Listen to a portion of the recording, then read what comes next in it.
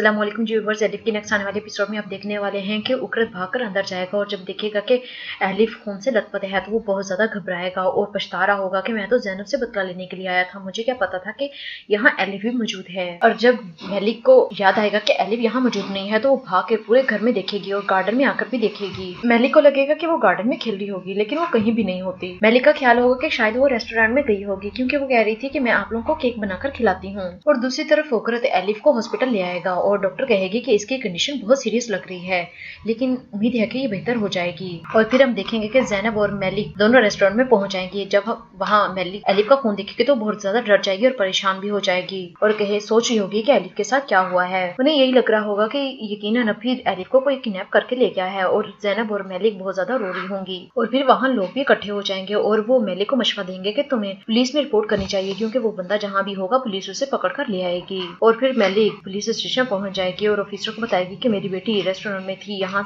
वहां से यकीनन कोई उसे किडनैप कर ले गया है। और फिर ज़ैनब को ख्याल आएगा कि उकरत ने आज उसे धमकी दी थी और उसे यही लग रहा होगा कि उकरत ने ही ये सब कुछ किया है। मेलिक कहेगी ज़ैनब तुम कितनी बुरी हो, तुमने इस बारे में मुझे क्यों नहीं बताया, वो फिर से तुम्हें धमकी दे रहा है। ज़ैनब कहेगी मुझे लगा था कि ये कोई मामूली बात है। सलीम भी वहाँ आ जाता है और कहेगा कि अगर मैं तुम लोगों को फोन नहीं करता तुम लोगों ने मुझे कभी भी नहीं बताना था कि एलिफ गुम हो गई है। और जब उसे पता चलता है कि ये सब कुछ उकरत का काम है तो वो भी ज़ैनब पर बहुत ज्यादा गुस्सा करेगा और कहेगा तुमने मुझे पहले क्यों नहीं बताया। कमिश्नर मेलिक को कहेगा कि आप भी अपनी कोशिश जारी रखें, हम भी इधर उधर से ढूंढते हैं। और फिर जब डॉक्टर के चेकअप के बाद डॉक्टर आकर उकरत को बताएगा कि अब बच्ची की हालत खतरे से बाहर है, अब वो काफी बेहतर है और वैसे भी उसे इंटरनल कोई भी डैमेज नहीं हुआ। इस तरह उकरत तसल्ली में आ जाएगा और फिर उकरत कहेगा ठीक है मैं इसका आईडी कार्ड घर से लेकर आता हूँ और आईडी कार्ड के बहाने से वहां से चला जाएगा। और फिर हम देखेंगे कि मेलिक सादी को फोन करेगा और कहेगा कि तुमने सईदा पर नजर रखनी है, वो उकरत के साथ किसी न किसी तरह कांटेक्ट में है। और फिर सादिक जब उसके रूम में जाएगा तो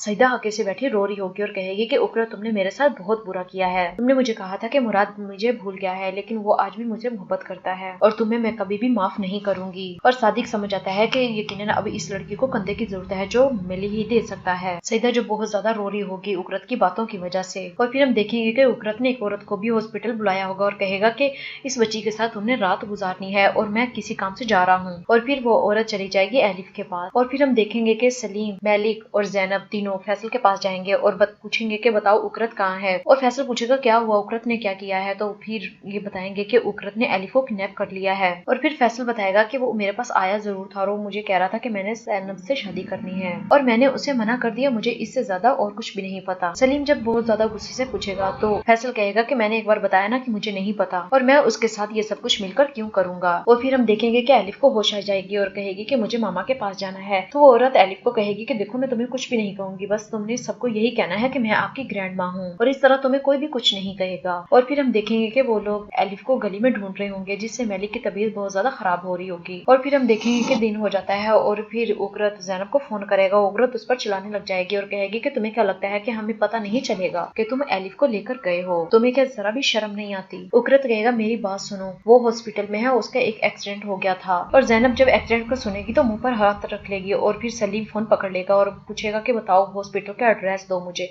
और फिर उकरत जब एड्रेस दे देगा तो सलीम कहेगा ये मत भूलना कि मैं तुम्हें छोड़ दूंगा, मैं तुमसे इस बात का बदला लेकर रहूंगा।